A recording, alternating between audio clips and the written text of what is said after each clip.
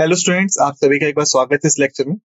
तो जैसा कि आप सभी देख सकते हैं कि इस लेक्चर में हम जो बात करने वाले हैं, हम बात करेंगे आरबीआई बैंकिंग और मुद्रा प्रणाली के बारे में।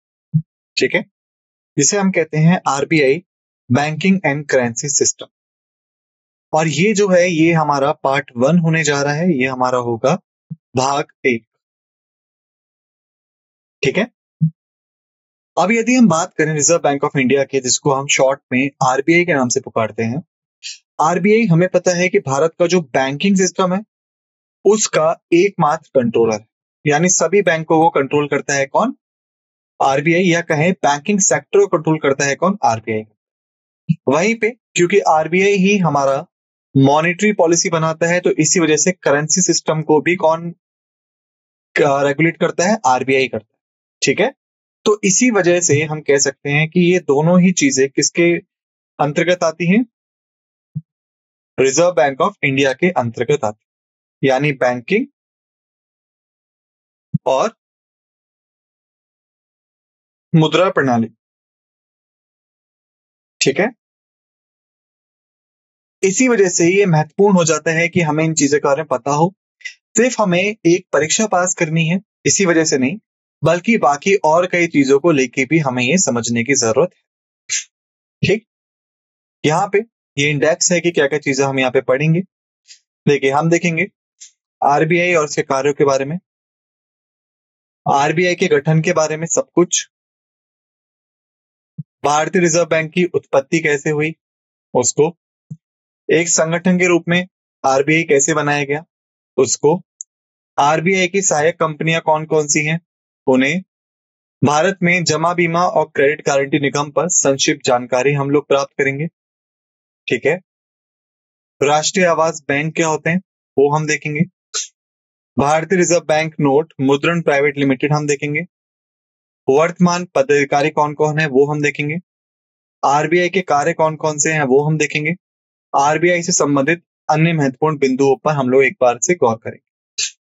ठीक है, तो इसमें हम देखेंगे आरबीआई एंड इट्स फंक्शंस को, all about the formation of RBI को, ओरिजिन जो था आरबीआई ऑफ इंडिया का वो, आरबीआई एज एन ऑर्गेनाइजेशन कैसे कार्य करता है वो, सब्सिडरीज ऑफ द आरबीआई क्या है वो, brief on that deposit insurance and credit guarantee corporation of India DICGC उसको, नेशनल हाउसिंग बैंक उसको, भारतीय रिजर्व बैंक नोट मुद्रण प्राइवेट लिमिटेड बीआरबीएन एमपीएल इसको, द करंट ऑफिस होल्डर्स को, फंक्शंस ऑफ द आरबीआई को, बाकी जो कई इंपॉर्टेंट पॉइंट्स हैं जो कि आरबीआई से जुड़े हैं उनको। इसके पश्चात हम देखेंगे आरबीआई की मौद्रिक नीति क्या है, आरबीआई की मौद्रिक नीति के लक्ष्य क्या क्या है, मौद्रिक नीति का ढांचा कैसा है, मौद्रिक नीति की प्रक्रिया क्या है, और अंत में हम देखेंगे इस सभी का सारांश, यानी monetary policy of RBI, goals of the monetary policy of RBI, monetary policy framework, monetary policy process, और अंत में देखेंगे हम सभी की समरी। ठीक है, तो ये एक चीज है जो हम यहाँ करने जा रहे हैं। लेकिन इस सभी को शुरू करने से पहले, जैसा कि हम सब जानते हैं, हमारे पास एक छोटा सा डिस्क्लेमर है यहाँ पे, जिसे हमारे लिए समझना बहुत महत्वपूर्ण। ठीक है, तो disclaimer is like that the images used in a slide deck are for educational purposes only. We respect the intellectual property rights of the original creators and owners of these images. If you are the owner of any of the images used in this deck and have any concerns or issues, then please contact us at sathi@iitk.ac.in and we shall remove the images. आज समीकरण हमारे slide deck में उपयोग की गई छवियां केवल शैक्षिक उद्देश्यों के लिए हैं। हम इन छवियों के मूल रचनाकारों और मालिकों के बौद्धिक संपदा अधिकारों का सम्मान करते हैं। यदि आप इस डेक में उपयोग की गई किसी भी छवि के मालिक हैं और आपको कोई चिंता या मुद्दा है, तो कृपया हमसे sathi@iitk.ac.in पर संपर्क करें और हम इन छवियों को हटा दें। तो डिस्क्लेमर को समझने के पश्चात जब हम आगे बढ़ते हैं, सबसे पहली चीज हमें जो दिखती है वो दिखती है कि आरबीआई की फॉर्मेशन कैसे हुई थी, इसको बनाया कैसे गया। ठीक है, तो असल में हम इसके बारे में बात करें तो मैं छोटी सी कहानी आपको सुना। कि जब ब्रिटिशर्स भारत में आए, ठीक है, जब ब्रितानी साम्राज्य भारत में आता है, उस समय भारत जो था वो बार्टर सिस्टम पे काम करता था। यानी चीजों को लेने या देने के लिए आपको पैसों की इतनी जरूरत नहीं थी, बल्कि आपको सामान ही इधर उधर करना पड़ता था। ठीक, जैसे कि मान लीजिए यदि आपको जूते चाहिए, मुझे 1 किलो आलू चाहिए, आपके पास 1 किलो आलू है, मेरे पास जूते हैं, तो आप मुझे 1 किलो आलू देंगे, मैं आपको जूते दे दूंगा। ये सिस्टम था। अंग्रेजों से पहले भी भारत में मुद्रा का सिस्टम था, मॉनेटरी सिस्टम था, लेकिन इतना ज्यादा प्रचलित नहीं था, इतना ज्यादा प्रीवेलेंट नहीं था। तो जब ब्रिटिशर्स ने इसकी शुरुआत करी, तो उन्हें समझ में आया कि भारत में उनको बैंक्स की बहुत जरूरत है, क्योंकि बैंक ही असल में पैसे की सप्लाई को कंट्रोल करते हैं, उसके धारक है। अब भारत में 1770 में बनता है आपका बैंक ऑफ हिंदुस्तान, कोलकाता में, सबसे पहला बैंक था। इसके पश्चात 1783 में बनता है आपका जनरल बैंक ऑफ इंडिया, दूसरा बैंक था। लेकिन किन्हीं कारणोंवश ये दोनों बैंक ही आपके बन के चल नहीं पाए, बंद हो गए। ठीक, फिर क्या हुआ, जो ब्रितानी सरकार थी उन्होंने हस्तक्षेप किया, उन्होंने इंटरवीन किया। 1806 का वो दौर था जब उन्होंने सबसे पहला बैंक बनाया, जिसका नाम था बैंक ऑफ बंगाल। ठीक है, बैंक ऑफ बंगाल बनने के बाद फिर 1840 में दूसरा बैंक बना, बैंक ऑफ बॉम्बे। और 1943 में, सॉरी 1843, नॉट 1943, 1843 में तीसरा बैंक आया आपका, जिसका नाम था बैंक ऑफ मद्रास। इन 3 बैंकों की स्थापना करी अंग्रेजों ने। ठीक है, अब इन तीनों बैंकों को हम बुलाते थे क्या, प्रेसिडेंसी बैंक। कारण क्या था प्रेसिडेंसी बैंक बुलाने का, क्योंकि ये तीनों ही प्रेसिडेंसी में थे। अंग्रेजों की 3 प्रेसिडेंसी भारत में थी, बंगाल में, बॉम्बे में, मद्रास में। ये तीनों ही यहां पे थे, बंगाल में थे, बॉम्बे में थे, मद्रास में। ठीक है, अब क्या होता है, इसके पश्चात 1876 आते आते अंग्रेजों ने एक फैसला लिया कि इन तीनों बैंकों का जो स्वामित्व होगा, जो मैनेजमेंट होगा, वो एक ही कर दिया जाए। उन्होंने तीनों का मर्ज कर दिया। ठीक है, इस तरीके से आपका ये तीनों प्रेसिडेंसी बैंक बन गए एक। अब क्या हुआ, वक्त के साथ साथ एक और बदलाव होता है कि आपका जब 20वीं शताब्दी आती है, उस समय बाकी जो यूरोपीय देश थे, याद रखिए मैं यूरोपियन कंट्रीज बोल रहा हूं, मैं ब्रितानी साम्राज्य की बात ही नहीं कर रहा। बाकी जो आपके यूरोपीय देश थे वो भी अब धीरे धीरे भारत के बैंकिंग के साम्राज्य में उतरने लग गए।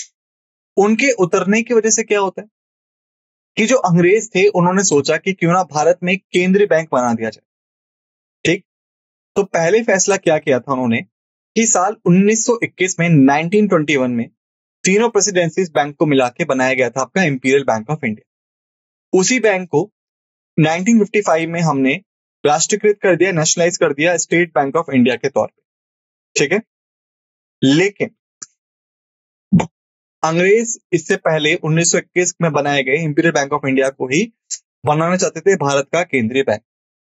ठीक, लेकिन होता क्या है कि आपका जो अंग्रेजी हुकूमत थी उन्होंने इसके लिए कमेटी स्थापित कर दी, और वो क्यों नहीं बन पाया उसको हम आप समझने की कोशिश करेंगे। अभी मैंने काफी हद तक आपका एक बेस बनाने की कोशिश करी है, आपकी एक नींव रखने की कोशिश करी है, ताकि आप चीजों को समझ पाए। आरबीआई भारत का केंद्रीय बैंक है, ये हम जानते हैं, इसे बैंकर का बैंक भी कहते हैं, ये भी हम जानते हैं। आरबीआई की जो असली उत्पत्ति हुई, यानी शुरुआत जो हुई 1926 से होती, जब भारतीय मुद्रा और वित्त पर रॉयल कमीशन अपॉइंट किया गया, जिसको हम हिल्टन यंग कमीशन के नाम से भी जानते थे। यानी इंडियन करेंसी, या फिर हम कहें royal commission on Indian currency in finance को अपॉइंट किया गया। ठीक है, इसी को हम लोग जानते हैं किस नाम से, हिल्टन यंग कमीशन के नाम से। ठीक, इसको बनाया गया था।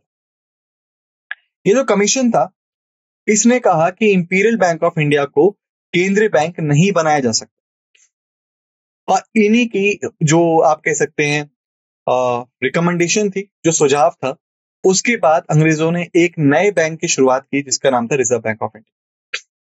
तो कुछ इस तरीके से आरबीआई बनने की जो असल स्टोरी थी वो 1806 से शुरू हुई, 1806 से स्टार्ट हुई, और 1926 पे उस पे पहली बार मोहर लगी, जब जो कमीशन था उसने मना कर दिया इंपीरियल बैंक ऑफ इंडिया को सेंट्रल बैंक ऑफ इंडिया बनाने। और ऐसा इसलिए था कि सरकार से मुद्रा और क्रेडिट नियंत्रण को अलग करने के लिए और इसको पूर्ण तरीके से बैंकिंग में देने के लिए भारत में केंद्रीय बैंक के निर्माण की सिफारिश की गई थी। 1934 का वो साल आया जब आरबीआई अधिनियम ने रिजर्व बैंक की स्थापना की और इसने 1935 में अपना संचालन शुरू किया। यानी 1 अप्रैल 1935 को रिजर्व बैंक ऑफ इंडिया असल में बन के शुरू हुआ था। ठीक है, reserve bank of India act कब आया आपका? 1934 में आया। ठीक है, अब यहां पे एक और चीज हमें याद रखनी है कि जब रिजर्व बैंक ने अपना कार्य करना शुरू किया उस समय उसका जो केंद्र कार्यालय था वो कलकत्ता में स्थापित किया गया। ठीक है, जिसे आज हम कोलकाता के नाम से जानते हैं, जो कि राजधानी भी है पश्चिम बंगाल राज्य की। लेकिन 1937 में इसको स्थायी रूप से या परमानेंट रूप से मुंबई में स्थानांतरित कर दिया गया, मुंबई में ट्रांसफर कर दिया गया। आज भी आजादी के इतने सालों बाद भी जो सेंट्रल ऑफिस है रिजर्व बैंक ऑफ इंडिया का वो मुंबई में ही है। ठीक है, इसको क्योंकि बनाया इसलिए गया था ताकि मुद्रा और क्रेडिट का जो नियंत्रण है वो सरकार के हाथों से अलग हो जाए और अलग तरीके से काम करे। यही वजह थी कि जब रिजर्व बैंक ऑफ इंडिया को स्थापित किया गया इसे असल में एक निजी शेयर धारकों के बैंक के रूप में स्थापित किया था, यानी प्राइवेट शेयर होल्डर्स बैंक के तौर पे इसको स्थापित किया गया। ठीक, लेकिन जब भारत आजाद हुआ 1947 में, उसके 2 साल बाद 1949 में भारत सरकार ने रिजर्व बैंक ऑफ इंडिया को राष्ट्रीयकृत कर दिया, नेशनलाइज कर दिया, ताकि जो भारत सरकार की नीतियां हैं और जो केंद्र बैंक की नीतियां हैं उनमें समन्वय प्राप्त करा जा सके, यानी उनमें कोऑर्डिनेशन बिछाया जा सके। ठीक है, अब हम देखते हैं टाइमलाइन क्या थी रिजर्व बैंक ऑफ इंडिया बनने की। सबसे पहला साल था 1926, हमने थोड़ी देर पहले पढ़ा। भारतीय मुद्रा और वित्त पर रॉयल कमीशन ने भारत के लिए केंद्रीय बैंक निर्माण की सिफारिश की। ठीक है, जो असल में रॉयल कमीशन था on Indian currency and finance, इन्होंने रिकमेंड किया था कि इंपीरियल बैंक ऑफ इंडिया को केंद्रीय बैंक के तौर पे ना बनाया जाए, बल्कि एक अलग से केंद्रीय बैंक की स्थापना की जाए। 1927 उपरोक्त सिफारिश को लागू करने के लिए एक विधेयक विधानसभा में पेश किया गया। ठीक है, लेकिन विभिन्न वर्गों के लोगों के बीच सहमति की कमी के कारण बाद में इसे वापस ले लिया गया। यानी कमीशन की सिफारिश पर 1927 में ही विधेयक जो था, जो आप कह सकते हैं बिल था, वो इंट्रोड्यूस कर दिया गया था लेजिस्लेटिव असेंबली में, विधानसभा में। लेकिन कई सारे लोग उस पे क्योंकि मान नहीं रहे थे, इसलिए उस समय इसको वापस लेना पड़ गया। फिर होता है आपका 1993। 1993 में भारतीय संवैधानिक सुधारों पर शेष पत्र ने एक रिजर्व बैंक के निर्माण की सिफारिश की और विधानसभा में फिर से एक बार नया विधेयक पेश किया गया। यानी जो आपका व्हाइट पेपर था, white paper on Indian constitutional reforms, ठीक है, इन्होंने रिकमेंड किया कि एक नया रिजर्व बैंक बनाना चाहिए और दोबारा से एक बार फिर से रिजर्व बैंक बिल को लेजिस्लेटिव असेंबली में पेश किया गया। 1934 का वो दौर था जब विधेयक पारित हुआ और इसको गवर्नर जनरल की स्वीकृति मिल गई। उसके पश्चात हम जानते हैं 1 अप्रैल 1935 का वो दिन था जब रिजर्व बैंक ने शुरुआत की एक निजी शेयर धारकों के बैंक के साथ। और इस समय इसको जो पूंजी दी गई थी वो 5 करोड़ रुपए थी, यानी 50 मिलियन रुपए। और इसी के साथ ये भारतीय केंद्रीय बैंक के तौर पे स्थापित हुआ। 1942 का वो दौर था जब भारतीय रिजर्व बैंक ने बर्मा, जिसे हम म्यांमार की तौर पे जानते हैं, उसकी मुद्रा जारी करने वाली प्राधिकरण होना बंद कर दिया। देखिए होता क्या, 1939 में हमारा छिड़ता है द्वितीय विश्व युद्ध या सेकेंड वर्ल्ड वॉर, और ये चला 1939 से 1945, ये बात हमें पता है। ठीक है, अब होता क्या है कि जब आपका दूसरा विश्व युद्ध शुरू हुआ 1939 में, उस समय तक जो बर्मा था वो भारत का ही एक हिस्सा था, या कहीं ब्रिटिश कालीन भारत का एक हिस्सा हुआ करता था। 1942 में उसको अलग कर दिया गया।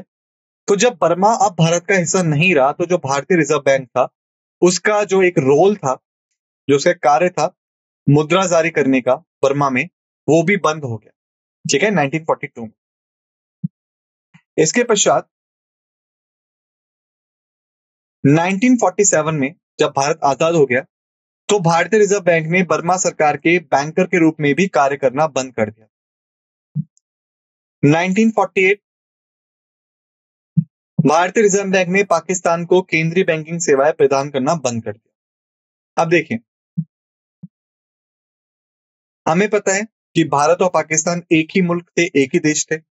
1947 में दोनों अलग अलग हुए, तो रिजर्व बैंक ऑफ इंडिया जो था उसने लगभग 1 साल तक दोनों देशों के लिए काम किया, पाकिस्तान के लिए भी और भारत के लिए। 1948 में जाके उसने पाकिस्तान के लिए काम करना समाप्त कर दिया। 1949 का दौर है जब भारत सरकार ने रिजर्व बैंक को सार्वजनिक स्वामित्व हस्तांतरण अधिनियम 1948 के तहत राष्ट्रीयकृत कर दिया, जिसे हम कहते हैं reserve bank transfer of public ownership act 1948। इसके तहत इसको राष्ट्रीयकृत कर दिया गया था, नेशनलाइज कर दिया गया। अब यदि हम बात करें आरबीआई एक ऑर्गेनाइजेशन के तौर पे कैसे काम करता है, देखिए, केंद्रीय निदेशक मंडल रिजर्व बैंक की संगठनात्मक संरचना के शीर्ष पर है। यानी अगर हम इसको एक संगठन के तौर पे देखें, ऑर्गेनाइजेशन के तौर पे देखें, सबसे ज्यादा ऊपर क्या आता है, केंद्रीय निदेशक मंडल, जिसे हम कहते हैं सेंट्रल बोर्ड ऑफ डायरेक्टर्स, ये टॉप पे आता है। भारत सरकार द्वारा भारतीय रिजर्व बैंक अधिनियम 1934 के प्रावधानों के तहत इसको नियुक्त किया गया। गवर्नर रिजर्व बैंक का मुख्य कार्यकारी होता है, जैसा हमें पता है कि मुख्य कार्यकारी अधिकारी चीफ एग्जीक्यूटिव ऑफिसर होता है, सीईओ जिसे हम कहते हैं। तो रिजर्व बैंक की जहां तक बात करी जाए तो जो गवर्नर की पोजीशन होती है वो यहाँ पे चीफ एग्जीक्यूटिव ऑफिसर के तौर पे काम करता है। आरबीआई के मामलों और व्यवसायों की निगरानी और निर्देशन करता है। प्रबंधन टीम में उप गवर्नर और कार्यकारी निदेशक भी शामिल होते हैं, ठीक है। इसी के साथ साथ केंद्र सरकार केंद्र बोर्ड में 14 निदेशकों को नामित करती है, जिसमें 4 स्थानीय बोर्डों में से प्रत्येक एक निदेशक शामिल होता है और अन्य 10 निदेशक अर्थव्यवस्था के विभिन्न क्षेत्रों का प्रतिनिधित्व करते हैं, ताकि जो कोई भी पॉलिसी या जो कोई भी सुझाव आरबीआई बनाए सभी की उसमें सहमति हो, सभी का उसमें व्यू पॉइंट हो। इसी वजह से जितने भी लोगों को रिजर्व बैंक ऑफ इंडिया में टॉप मैनेजमेंट में या शीर्ष अधिकारों में रखा जाता है, उन सबकी जो नियुक्ति होती है उसकी जो अवधि है वो 4 वर्ष है, यानी 4 वर्षों के लिए ही उन्हें नियुक्त किया जाता है। सरकार एक अधिकारी को सरकार का प्रतिनिधित्व करने वाले निदेशक के रूप में भी नामित करती है, यानी सरकार का क्या मानना है किसी चीज को ऊपर, उसका प्रस्ताव रखने के लिए एक सरकारी अधिकारी को भी नामित किया जाता है। आमतौर पे भारत सरकार का ये वित्त सचिव होता है, या जिसे हम कहते हैं आमतौर पे ही होता है आपका फाइनेंस सेक्रेटरी। केंद्र सरकार की इच्छा के दौरान ये बोर्ड में रहता है, यानी इनका कोई भी ऐसा फिक्स टेन्योर नहीं है, कोई भी तय अवधि नहीं है। जब तक केंद्र सरकार चाहे तब तक के लिए ये उस बोर्ड में रह सकते हैं। रिजर्व बैंक के गवर्नर, अधिकतम 4 डिप्टी गवर्नर भी केंद्रीय बोर्ड के पदेन के निदेशक होते हैं, ठीक है। अब हम बात करें कि आरबीआई की सब्सिडरीज क्या है, सहायक कंपनीज क्या है। देखिए, आरबीआई खुद में एक ऑर्गेनाइजेशन है, खुद में एक संगठन है, लेकिन इसके साथ साथ उसकी खुद की भी 3 मुख्य सहायक कंपनियां हैं, जो कि कुछ इस प्रकार से हैं। Deposit insurance and credit guarantee corporation of India, DICGC।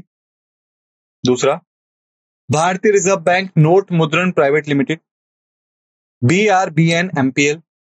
तीसरा, नेशनल हाउसिंग बैंक, ठीक है। तो असल में यह तीनों रिजर्व बैंक ऑफ इंडिया की पूर्ण स्वामित्व वाली सहायक कंपनियां हैं, फुल्ली ओन्ड सब्सिडरीज हैं किसकी, रिजर्व बैंक ऑफ इंडिया की, ठीक है। यानी रिजर्व बैंक ऑफ इंडिया के सिवाय किसी और का इसमें कोई भी स्वामित्व नहीं है, कोई भी ऑनरशिप नहीं। अब इनके बारे में बात की जाए एक के बाद एक। सबसे पहला है हमारा deposit insurance and credit guarantee corporation of India, ठीक है। जमा बीमा और क्रेडिट गारंटी के कार्य को एकीकृत करने के उद्देश्य से, ये दोनों अलग अलग हुआ करते थे। जमा बीमा निगम, जिसे हम कहते थे डिपॉजिट इंश्योरेंस कॉर्पोरेशन, और फिर आता था क्रेडिट गारंटी निगम, जिसे हम कहते थे credit guarantee corporation of India के नाम से। इन दोनों को ही मिला दिया गया और वर्तमान में इसे बनाया गया जमा बीमा और क्रेडिट गारंटी निगम, DICGC। 15 जुलाई 1978 को इसको अस्तित्व में लाया गया। इसे DICGC अधिनियम 196 के तहत स्थापित किया गया था, जो कि बचत, स्थिर, चालू और हर तरह के खाते पे जमा के ऊपर वो देता है, सिक्योरिटी देता है, और पात्र बैंकों के साथ बीमा करता है, सिवाय कुछ जमाओं के जिन्हें DICGC से संबंधित अध्याय में जानेंगे और जो हमने पिछले लेक्चर में कवर कर लिया था। अब बात करें नेशनल हाउसिंग बैंक की, इसको हम NHB के नाम से भी जानते हैं। NHB की स्थापना असल में होती है आपकी 9 जुलाई 1988 को, जिसे हम राष्ट्रीय आवास बैंक अधिनियम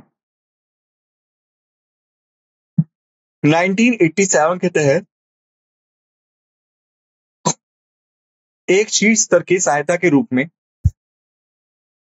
आवास के लिए कार्य करने के लिए भारतीय रिजर्व बैंक की पूर्ण स्वामित्व वाली सहायक कंपनी के रूप में करते हैं। यानी जो भी कंपनियां भारत में, या जो भी बैंक और कोई भी संगठन या ऑर्गेनाइजेशन जो है, जो कि घरों के लिए लोन देती है या घरों को फाइनेंस करती है, उन सभी का टॉप हेड कौन होगा? नेशनल हाउसिंग बैंक होगा, उन सभी के शीर्ष पर होगा। ठीक है। इसके पश्चात फिर आता है हमारा भारतीय रिजर्व बैंक नोट मुद्रण प्राइवेट लिमिटेड, BRBNMPL। RBI ने फरवरी 1995 में BRBNMPL की स्थापना एक पूर्ण स्वामित्व वाली सहायक कंपनी के रूप में की थी, ताकि भारत में बैंक नोटों के उत्पादन को बढ़ाया जा सके और देश में बैंक नोटों की आपूर्ति और मांग के बीच के अंतर को पाटने में सक्षम किया जा सके। इसे कंपनी अधिनियम 1956 के तहत, जिसे हम जानते हैं कंपनीज एक्ट 1986, इसके तहत एक पब्लिक लिमिटेड कंपनी के रूप में पंजीकृत किया गया था, जिसका पंजीकृत और कॉर्पोरेट कार्यालय आपका कहां मिलेगा? बेंगलुरु में स्थित। ठीक है। फिर आता है कि रिजर्व बैंक ऑफ इंडिया के कार्य क्या क्या है, functions of the reserve bank of India.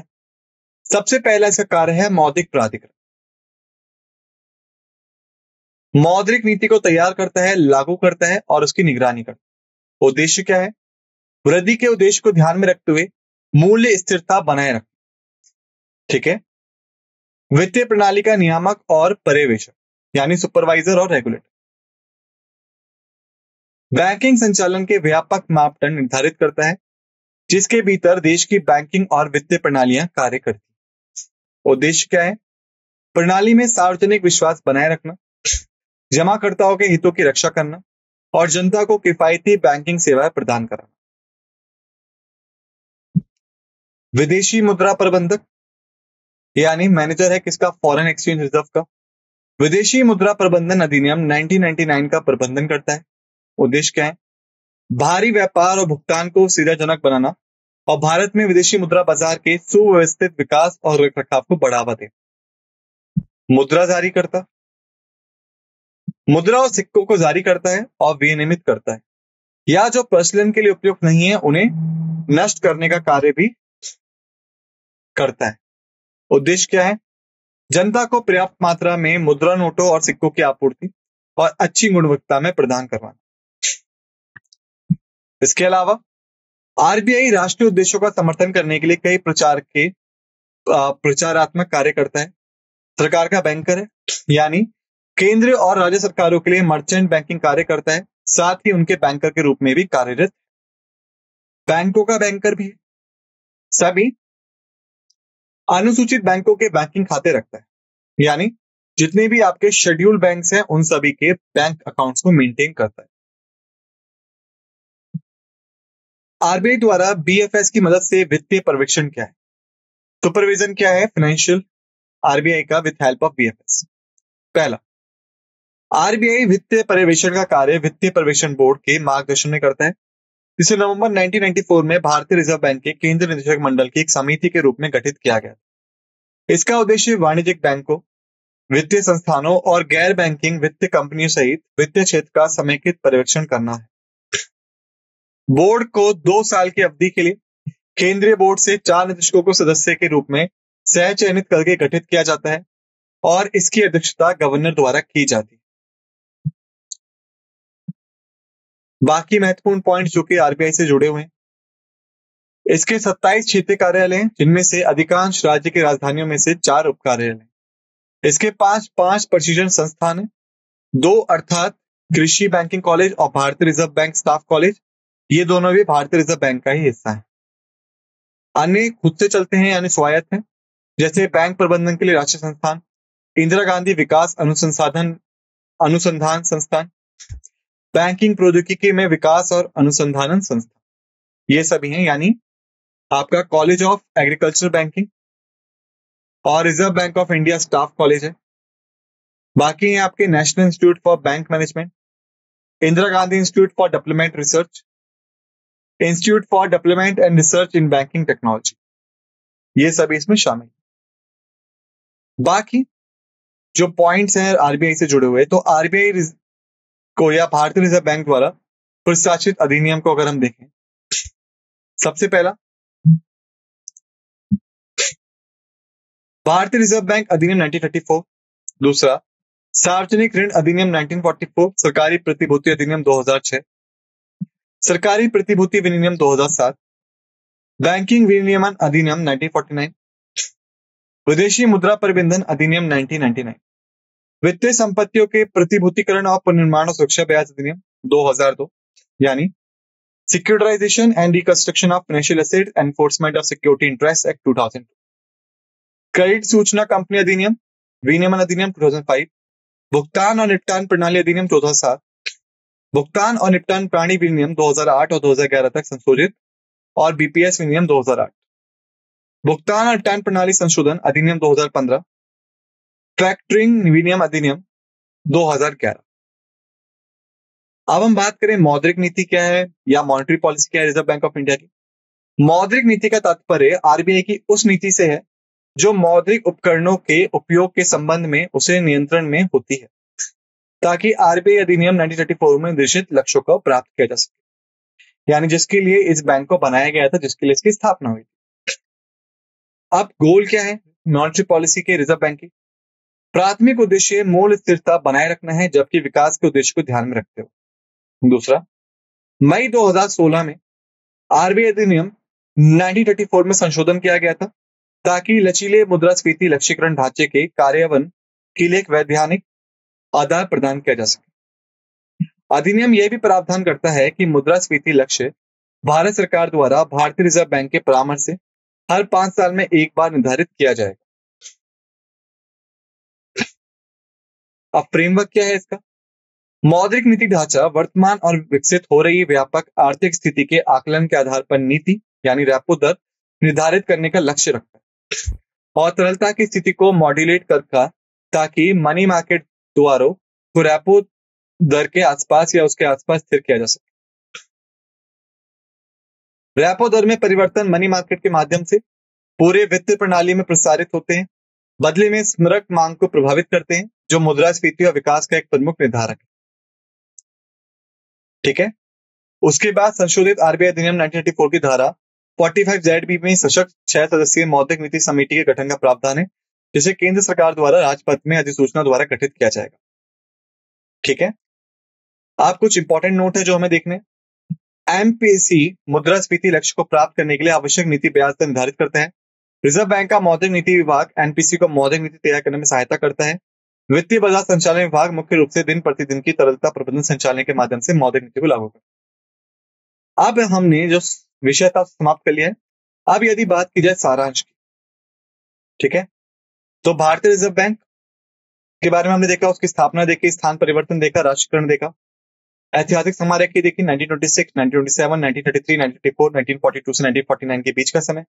संगठनात्मक संरचना देखी, केंद्रीय निदेशक मंडल, गवर्नर, निदेशक कौन कौन होते हैं वो देखा।